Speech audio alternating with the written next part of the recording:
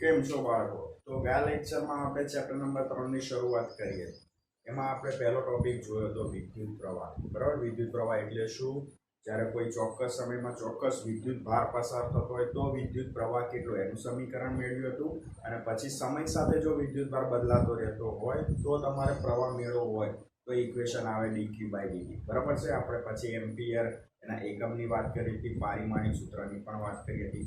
હવે આજે એક ઇમ્પોર્ટન્ટ એટલે કે ઇમ્પોર્ટન્ટ તો તમે ના કહી શકો, પણ હા તમને એના ઉપરથી ખ્યાલ આવે કે વિદ્યુત પ્રવાહનું વહન ક્યારે થાય. બરાબર છે. તો વિદ્યુત પ્રવાહનું વહન સમજતા પહેલા આપણે અહીંયા શું જોઈશું? સૌથી પહેલા તમને એક ભૌતિક રાશિ ક્લિયર કરીશું, વિદ્યુત ક્ષેત્ર. બરાબર.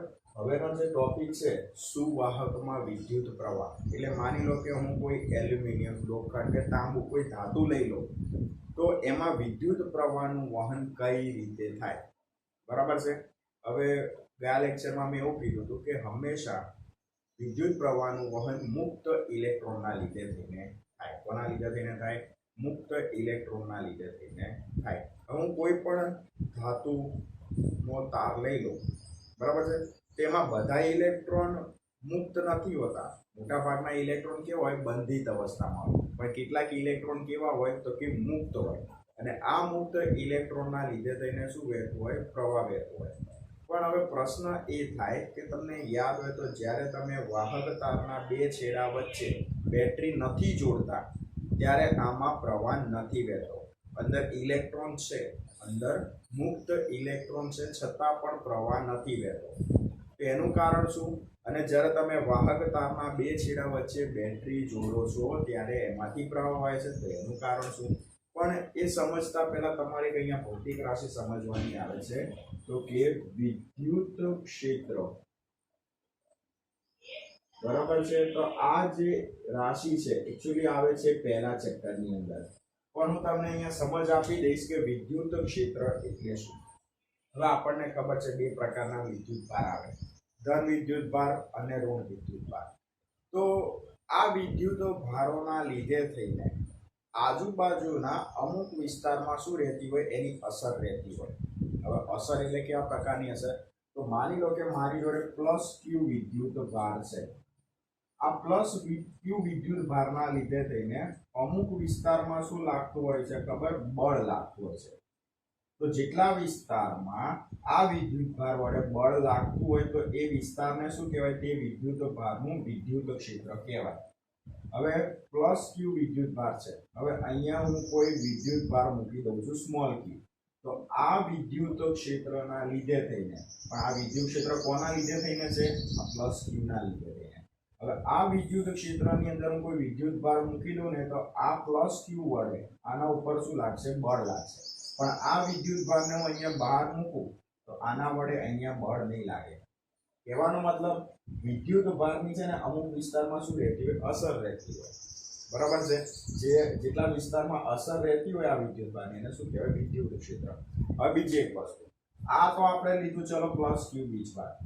હંમેશા વિદ્યુત ક્ષેત્ર એની એક દિશા હોય. હંમેશા પ્લસ ક્યુ થી માઇનસ ક્યુ તરફની દિશા હોય. કોની? વિદ્યુત ક્ષેત્રની. વિદ્યુત ક્ષેત્ર પ્લસ ક્યુ વિદ્યુત ભારમાંથી બહાર નીકળે અને માઇનસ ક્યુ વિદ્યુત ભારની અંદર દાખલ થાય. બરાબર છે. નાની વસ્તુ છે, સમજવા જેવી. બરાબર છે. તમારે આ થિયરીની અંદર આનો થોડો ઘણો ઉપયોગ આવે છે, એટલે મારે તમને પહેલા સમજાવવું જરૂરી હતું. બરાબર છે. તો ફરીથી વિદ્યુત ક્ષેત્ર એટલે શું? તો વિદ્યુત ભારના લીધે થઈને અમુક વિસ્તારમાં શું રહેતી હોય? અસર રહેતી હોય. અસર એટલે કે અમુક વિસ્તાર સુધી બળ લાગતું હોય. તો જેટલા વિસ્તારમાં બળ લાગતું હોય વિદ્યુત ભાર હોય એ વિસ્તારને શું કહેવાય? વિદ્યુત ક્ષેત્ર. હવે પ્લસ ક્યુ વિદ્યુત ભાર હોય તો એમાંથી ક્ષેત્ર રેખાઓ બહાર નીકળે અને નજીકમાં જ્યાં ઋણ વીજભાર હોય એમાં દાખલ થાય. બરાબર છે. ચલો હવે આગળ વાત કરીએ. તો આ જે વિદ્યુત ક્ષેત્ર છે એ કઈ રીતે કામ કરશે તેની વાત કરીએ. તો શરૂઆત કરીએ આપણે થિયરીની. સુવાહકમાં વિદ્યુત પ્રવાહ. તો સૌથી પહેલા આપણે એક વાહક તાર જોઈએ. વાહક તાર. તો માની લો કે આપણી જોડે વાહક તાર છે. હવે આ જે વાહક તાર છે એની અંદર શું આવેલા હોય છે? તો તો કે ધન વિદ્યુત ભાર તો આવેલા હોય છે અને ઋણ વિદ્યુત ભાર ઇલેક્ટ્રોન હોય છે. પણ આ જે ધન વીજભાર હોય છે ને એ ક્યારેય ગતિ નથી કરતા. એ પોતાના સ્થાન પર કેવા હોય? સ્થિર હોય છે. બરાબર છે. આ જે ધન વિદ્યુત ભારો છે એ પોતાના સ્થાન પર સ્થિર હોય છે, એ ગતિ નથી કરતા. તો ગતિ કોણ કરે? તો કે મુક્ત ઇલેક્ટ્રોન. હવે એમાં થતું કેવું હોય, જ્યારે તમે વિદ્યુત ક્ષેત્ર લાગુ નથી પાડતા. હવે વિદ્યુત ક્ષેત્ર લાગુ નથી પાડતા એનો મતલબ શું? કે વાહક તારના બે છેડા વચ્ચે તમે બેટરી નથી જોડતા. બેટરી જોડો તો તમે વિદ્યુત ક્ષેત્ર લાગુ પાડ્યું, બેટરી નથી જોડતા તો વિદ્યુત ક્ષેત્ર લાગુ પાડ્યું નથી. તો અત્યારે આપણે શેની વાત કરીએ છીએ? તો કે વિદ્યુત ક્ષેત્રની ગેરહાજરી. વિદ્યુત ક્ષેત્રની ગેરહાજરી. તો જ્યારે તમે બેટરી નથી લાગુ પાડતા એટલે કે વિદ્યુત ક્ષેત્રની ગેરહાજરી હોય ત્યારે આ વાહકતાની અંદર જે મુક્ત ઇલેક્ટ્રોન રહેલો છે એ શું કરે ખબર? આવી રીતે અસ્તવ્યસ્ત ગતિ કરે. શું કરે? અસ્તવ્યસ્ત ગતિ કરે. આ તો ચલો આપણે એક જ ઇલેક્ટ્રોન બતાવ્યો. આવા ઘણા બધા મુક્ત ઇલેક્ટ્રોન હોય જે આ વાહક તારની અંદર શું કરે? અસ્તવ્યસ્ત ગતિ કરે. બરાબર છે? શું કરે? અસ્તવ્યસ્ત ગતિ કરે. પણ ક્યારે? જ્યારે તમે વિદ્યુત ક્ષેત્રની ગેરહાજરી હોય. તો પછી સાહેબ તમે તો એવું કીધું હતું કે ઇલેક્ટ્રોન જ્યારે એક જગ્યાએથી બીજી જગ્યાએ જાય એટલે વિદ્યુત પ્રવાહનું વહન થાય. તો અહીંયા પણ થાય જ છે ને, ઇલેક્ટ્રોન એક જગ્યાએથી બીજી જગ્યાએ જાય છે તો પ્રવાહ કેમ નથી વહેતો? એનું કારણ છે. શું કારણ છે? તો સમજો.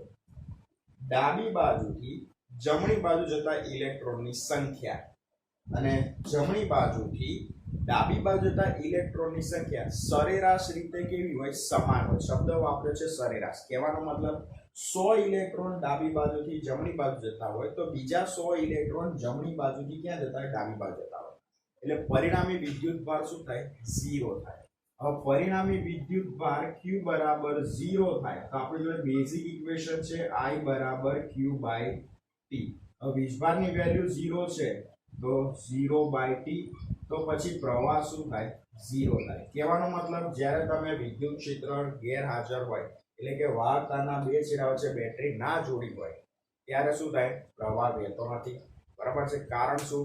કેમ કે કોઈ એક દિશામાં ગતિ કરતા ઇલેક્ટ્રોનની સંખ્યા અને એની વિરુદ્ધ દિશામાં ગતિ કરતા ઇલેક્ટ્રોનની સંખ્યા સરેરાશ રીતે કેવી હોય? સમાન હોય. એટલે મારી ભાષામાં સમજાવું તો 100 ઇલેક્ટ્રોન ડાબી બાજુથી જમણી બાજુ જતા હોય તો બીજા 100 ઇલેક્ટ્રોન જમણી બાજુથી ડાબી બાજુ જતા હોય એટલે પરિણામી વીજભાર શું થાય? 0 થાય. પરિણામી વીજભાર 0 થાય તો Q ની વેલ્યુ આ સમીકરણમાં મૂકી દઈએ તો તમારો પ્રવાહ શું થશે? 0 થશે. હવે લખાણ લખી આના ઉપરથી તો લખાણ કઈ રીતે લખવાનું? પહેલા તો આકૃતિ લખી નાખવાની. તો અહીંયા લખાણ એ પ્રમાણે લખવાનું કે જ્યારે વિદ્યુત ક્ષેત્રની ગેરહાજરી હોય ત્યારે ઇલેક્ટ્રોન વાહકમાં અસ્તવ્યસ્ત ગતિ કરતા હોય છે.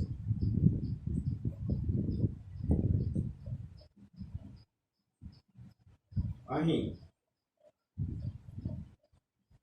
વિદ્યુત ક્ષેત્રની ગેરહાજરીના લીધે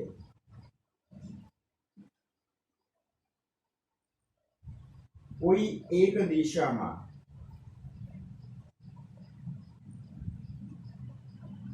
ગતિ કરતા ઇલેક્ટ્રોનની સંખ્યા અને તેની વિરુદ્ધ દિશામાં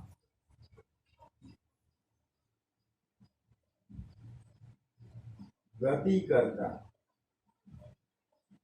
ઇલેક્ટ્રોનની સંખ્યા સરેરાશ રીતે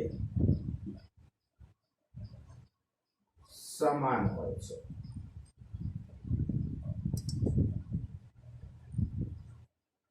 આથી કુલ વિદ્યુત ભાર Q બરાબર 0 થાય માટે I is equal to Q by T is equal to Q ની વેલ્યુ તમે અહીંયા મૂકી દો 0 છેદમાં T, તો તમારો અહીંયા રચાતો પ્રવાહ શું હશે 0. આમ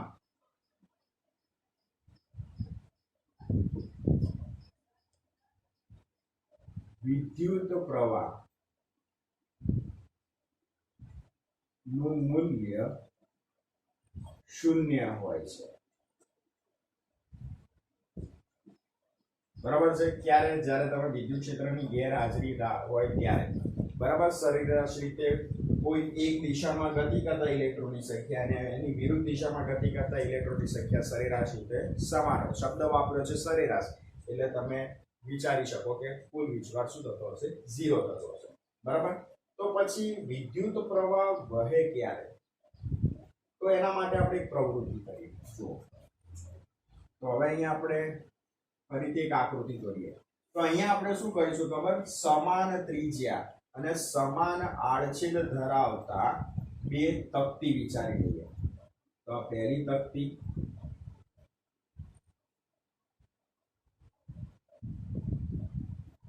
પછી આ બીજી તકતી. બરાબર છે. હવે પહેલી જે તકતી છે એના ઉપર કેટલો વીજભાર છે? +Q વિદ્યુતભાર છે. બીજી તકતી છે એના પર ઋણ વીજભાર છે. બંને તકતીની ત્રિજ્યા કેવી છે? સમાન છે, અને આડછેદ પણ કેવા છે? સમાન છે. તો પહેલા તો લખાણ લખીએ, પછી આગળ વાત કરીએ. તો હવે ધારો કે આકૃતિમાં દર્શાવ્યા મુજબ સમાન ત્રિજ્યા અને સમાન આડછેદ ધરાવતી બે તકતી વિચારતા. અહીં પ્રથમ તકતી +Q અને બીજી તકતી -Q વિદ્યુત ભારિત છે. બરાબર છે. હવે હું શું વિચારીશ કે આ જે બે તકતી છે એ નળાકારની જ કોઈ સપાટીને અનુલક્ષીને બે તકતી છે એવું વિચારી લો. મારી જોડે આ બે તકતી છે જેના ત્રિજ્યા સમાન છે, આડછેદ પણ સમાન છે. તો હું કોઈ નળાકારના જ આ બે આડછેદ હોય એવું ના વિચારી શકું કંઈક આ રીતે? તો અહીંયા શું તૈયાર થઈ ગયું? નળાકાર તૈયાર થઈ ગયો. તો હવે અહીંયા આપણે એ જ લખીએ કે હવે આ બંને આડછેદ એ નળાકારની સપાટીની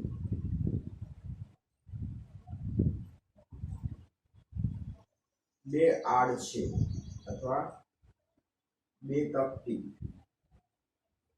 હોય તેમ વિચારતા. બરાબર. આ બંને જે આડછેદ છે એ નળાકારની સપાટીની જ બે તકતી હોય એમ વિચારતા. તો અહીંયા તમારી જોડે એક શું તૈયાર થઈ ગયું? એક સુવાહક નળાકાર થઈ ગયો. આમ એક સુવાહક નળાકાર તૈયાર થશે. બરાબર. એક જ મિનિટ, મારે વારે ઘડીએ જોતા રહેવું પડે. રેકોર્ડિંગ ચાલુ છે કે નહીં એમ. એટલે ચાલુ ઘણી વાર એવું થાય કે અહીંયા ભણાવવાનું ચાલુ હોય રેકોર્ડિંગ બંધ થઈ ગયું. બરાબર. ત્યારે બહુ દુઃખ થતું હોય છે. એ ચાલુ ભણાવી દીધો ટોપિક અને પછી ખબર પડે રેકોર્ડિંગ થયું નથી. બરાબર. ચલો પાછા મુદ્દા ઉપર આવી જઈએ. તો આમ એક સુવાહક નળાકાર તૈયાર થઈ ગયો. હવે તમને ધ્યાન આવવું જોઈએ કે આ જે તકતી છે ધન વિદ્યુત ભારિત, આ છે ઋણ વિદ્યુત ભારિત. તો મેં હમણાં તમને કીધું કે વિદ્યુત ક્ષેત્રની દિશા ક્યાંથી ક્યાં હોય? તો કે પ્લસ ક્યુ થી માઇનસ ક્યુ તરફ હોય તો આ મેં શું બતાવ્યું વિદ્યુત ક્ષેત્રની દિશા વિદ્યુત ક્ષેત્રને ઇંગ્લિશમાં કહેવાય ઇલેક્ટ્રિક ફિલ્ડ એટલે એના ઉપરથી તમે કહી શકો ઈ બરાબર એ વિદ્યુત ક્ષેત્રને દર્શાવવું હોય તો તમે ઈ વડે દર્શાવી શકો હવે તમે અહીંયા નળાકાર વિચારી લીધો છે તો આની અંદર જેટલા પણ મુક્ત ઇલેક્ટ્રોન હશે એ બધા મુક્ત ઇલેક્ટ્રોન કોના તરફ ગતિ કરશે ખબર વિદ્યુત ક્ષેત્રની વિરુદ્ધ દિશામાં વિદ્યુત ક્ષેત્ર આ દિશામાં છે પણ આ તમે જે નળાકાર વિચાર્યો એ નળાકારની અંદર જેટલા પણ ઇલેક્ટ્રોન્સ હશે એમાંના અમુક ઇલેક્ટ્રોન આપણે બતાવી દઈએ આ બધા શું છે ઇલેક્ટ્રોન્સ છે અને આ બધા ઇલેક્ટ્રોન શું કરશે ખબર વિદ્યુત ક્ષેત્રની વિરુદ્ધ દિશામાં ગતિ કરશે વિદ્યુત ક્ષેત્રની વિરુદ્ધ દિશામાં ગતિ કરશે એનો મતલબ કે જે તમારી ધન વિદ્યુત ભારિત તક્તી છે ને એના તરફ ગતિ કરશે કેમ કે આપણો જે ઇલેક્ટ્રોન છે એ ઋણ વિદ્યુત ભારિત છે અને ઋણ વિદ્યુત ભારિત ઇલેક્ટ્રોન હંમેશા કોના તરફ આકર્ષણ અનુભવે તો કે ધન વિદ્યુત ભાર તરફ એટલે આ જે ઇલેક્ટ્રોન છે જેટલા પણ એ બધા વિદ્યુત ક્ષેત્રની વિરુદ્ધ દિશામાં એટલે કે ધન વિદ્યુત ભારિત જે તક્તી છે ને એના તરફ ગતિ કરશે પહેલા કેવું હતું જ્યારે વિદ્યુત ક્ષેત્ર તમે લાગુ નતું પાડેલું ત્યારે બધા ઇલેક્ટ્રોનો કેવા કરે અસ્તવ્યસ્ત ગતિ કરે પણ હવે પિક્ચર બદલાઈ ગયું તમે અહીંયા વિદ્યુત ક્ષેત્ર લાગુ પાડ્યું એટલે અહીંયા તમે જોશો કે જેટલા પણ ઇલેક્ટ્રોન છે બધા વિદ્યુત ક્ષેત્રની વિરુદ્ધ દિશામાં એટલે કે બધા વિદ્યુત ક્ષેત્ર એટલે કે ઇલેક્ટ્રોનની જે દિશા છે બધી એક સરખી થઈ જશે હવે બધા ઇલેક્ટ્રોન એક જ દિશામાં હોય એટલે શેની રચના થાય વિદ્યુત પ્રવાહ એટલે તમે અહીંયા લખી શકો કે નળાકારમાં રહેલા મુક્ત ઇલેક્ટ્રોન એ વિદ્યુત ક્ષેત્રની વિરુદ્ધ દિશામાં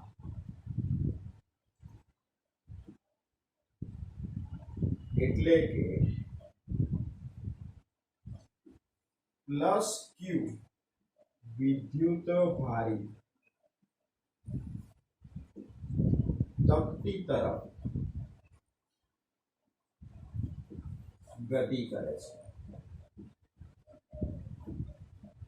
આ દરમિયાન શું થશે ખબર વિદ્યુત પ્રવાહની રચના થશે કેમ કે જેટલા પણ ઇલેક્ટ્રોન છે બરાબર એ ધીરે ધીરે ક્યાં જવાના પ્લસ ક્યુ વિદ્યુત ભારિત પ્લેટ છે ને એના તરફ હવે ઇલેક્ટ્રોન એક જગ્યાએથી બીજી જગ્યાએ જાય એટલે શેની રચના થાય વિદ્યુત પ્રવાહ આમ વિદ્યુત પ્રવાહની રચના થાય છે હવે પ્રશ્ન એ થાય કે આ ઇલેક્ટ્રોન ક્યાં સુધી પ્લસ ક્યુ વિદ્યુત ભારિત તક્તી તરફ જશે જ્યાં સુધી આ પ્લસ ક્યુ વિદ્યુત ભારિત તક્તી તટસ્થ ના થઈ જાય ત્યાં સુધી આ નળાકારમાંના ઇલેક્ટ્રોન આ ધન વિદ્યુત ભારિત તક્તી તરફ ગતિ કરશે એકવાર આ તક્તી તટસ્થ થઈ ગઈ તટસ્થ એટલે હમણાં સમજાવું શું મતલબ થાય એકવાર આ તક્તી તટસ્થ થઈ ગઈ વિદ્યુત ભારની દ્રષ્ટિએ એટલે પછી એકે ઇલેક્ટ્રોન વાહકનો એકે ઇલેક્ટ્રોન આ તક્તી તરફ નહીં જાય હવે એકે ઇલેક્ટ્રોન આ તક્તી તરફ નહીં જાય એટલે પછી શું થશે પ્રવાહ બંધ થઈ જશે આ પ્રશ્ન હવે તટસ્થ થઈ જશે તો મારી જોડે પ્લસ ક્યુ અને માઇનસ ક્યુ વિદ્યુત ભાર છે તો બંનેનો હું સરવાળો કરું તો પરિણામી વીજભાર શું થાય 0 તો આ શું થયું કહેવાય તટસ્થીકરણ થયું કહેવાય બરાબર છે મારી જોડે +5 ક્યુ વીજભાર હતું એમાં હું -5 ક્યુ વીજભાર ઉમેરું છું તો ટોટલ વીજભાર શું થશે 0 એટલે અહીંયા તમારો જે વિદ્યુત ભાર છે કેવો થઈ ગયો તટસ્થ થઈ ગયો એટલે તટસ્થની ભાષા યાદ રાખી લેજો જેટલો ધન વીજભાર હોય એટલો ઋણ વીજભાર હોય બંને ભેગા થાય એટલે શું થઈ જાય તટસ્થ થઈ જાય એટલે કહેવાનો મતલબ આની ઉપર જેટલો પ્લસ ક્યુ વીજભાર છે એટલો જો ઋણ વિદ્યુત ભારિત ઇલેક્ટ્રોન આના ઉપર જતો રહેશે એટલે આ તક્તી શું થઈ જશે તટસ્થ થઈ જશે એટલે અહીંયા તમારે લખવાનું આ વિદ્યુત પ્રવાહ અથવા બીજી ભાષામાં લખવું હોય કે આ ઋણ વિદ્યુત ભારિત ઇલેક્ટ્રોન આ ઋણ વિદ્યુત ભારિત ઇલેક્ટ્રોન એ પ્લસ ક્યુ વિદ્યુત ભારિત તકતીને તટસ્થ કરે છે અથવા તટસ્થ ન કરે ત્યાં સુધી વિદ્યુત પ્રવાહનું વહન થાય છે બરાબર ઋણ વિદ્યુત ભારિત ઇલેક્ટ્રોન પ્લસ ક્યુ વિદ્યુત ભારિત તકતીને તટસ્થ ન કરે ત્યાં સુધી પ્રવાહનું વહન થાય જેવું આ તકતી તટસ્થ થઈ જશે પ્લસ ક્યુ વિદ્યુત ભારિત તકતી તટસ્થ થતા કોઈ વિદ્યુત પ્રવાહનું વહન થતું નથી કેમ કેમ કે હવે આ ઇલેક્ટ્રોનો પહેલા પ્લસ ક્યુ તરફ આકર્ષાતા હતા પણ હવે આ જે તકતી હતી હવે તટસ્થ થઈ ગઈ બરાબર છે એટલે કોઈ બીજા ઇલેક્ટ્રોન આ પ્લસ ક્યુ વિદ્યુત ભારિત તકતી તરફ જશે નહીં તો ઇલેક્ટ્રોન તકતી તરફ જશે નહીં એટલે ઇલેક્ટ્રોન ગતિ નહીં કરે તો પ્રવાહ ક્યાંથી રચાશે એટલે આપણે લખ્યું કે પ્લસ ક્યુ વિદ્યુત ભારિત તકતી તટસ્થ થતા કોઈ વિદ્યુત પ્રવાહનું વહન થતું નથી તો માની લો કે મારે કન્ટિન્યુઅસ વિદ્યુત પ્રવાહનું વહન કરવું છે તો શું કરવાનું આ તો ચલો દર વખત એવું તો જરૂરી થોડી છે કે પ્લસ ક્યુ વિદ્યુત ભારિત વાળી તકતી તટસ્થ થઈ જાય પછી તમારે પ્રવાહનું કામ નથી પછી પણ તમારે પ્રવાહ વેવડાવવો હોય તો વિદ્યુત પ્રવાહના સતત વહન માટે બેટરી જેવી સંરચનાનો ઉપયોગ થાય તો આપણે અહીંયા પણ લખી નાખીએ અહીં વિદ્યુત પ્રવાહના સતત વહન માટે બેટરી જેવી સંરચનાનો ઉપયોગ થાય છે બરાબર તો હું માની લઉં છું કે તમને થિયરીમાં ખ્યાલ આવ્યો હશે કે તમે જ્યારે વાહક તાર લો છો એની અંદર મુક્ત ઇલેક્ટ્રોન છે મુક્ત ઇલેક્ટ્રોન હોવા છતાં પણ પ્રવાહ કેમ નથી વહેતો તેનું કારણ છે કે તમે વિદ્યુત ક્ષેત્ર ગેરહાજર રાખો છો વિદ્યુત ક્ષેત્રની ગેરહાજરી હોય એટલે ઇલેક્ટ્રોન શું કરે અસ્તવ્યસ્ત ગતિ કરે એટલે એક દિશામાં ગતિ કરતા ઇલેક્ટ્રોનની સંખ્યા અને વિરુદ્ધ દિશામાં ગતિ કરતા ઇલેક્ટ્રોનની સંખ્યા કેવી હોય સમાન એટલે પરિણામી વીજભાર શું થાય 0 એટલે I બરાબર Q/D પરથી પ્રવાહ 0 પછી તમારે બે તકતી વિચારી લેવાની બરાબર છે એક ધન વીજભારી ઋણ વીજભારી પછી આ બે તકતી નળાકારની જ કોઈ તકતી છે એવું વિચારી લો એટલે અહીંયા શું આ નળાકાર તૈયાર થઈ ગયો એટલે અહીંયા પ્લસ Q થી માઈનસ Q તરફ વિદ્યુત ક્ષેત્ર ઉત્પન્ન થશે આપણા જે મુક્ત ઇલેક્ટ્રોન છે નળાકારની અંદર એ પ્લસ Q તરફ ગતિ કરશે એટલે શેની રચના થશે વિદ્યુત પ્રવાહની પણ ક્યાં સુધી આ પ્રવાહ વહેશે જ્યાં સુધી આ તકતી તટસ્થ ના થાય ત્યાં સુધી એકવાર તટસ્થ થઈ ગઈ બરાબર જેટલો પ્લસ Q વીજભાર છે સામે એટલો જ ઋણ વીજભાર આવી જશે એટલે આ તકતી તટસ્થ થઈ જશે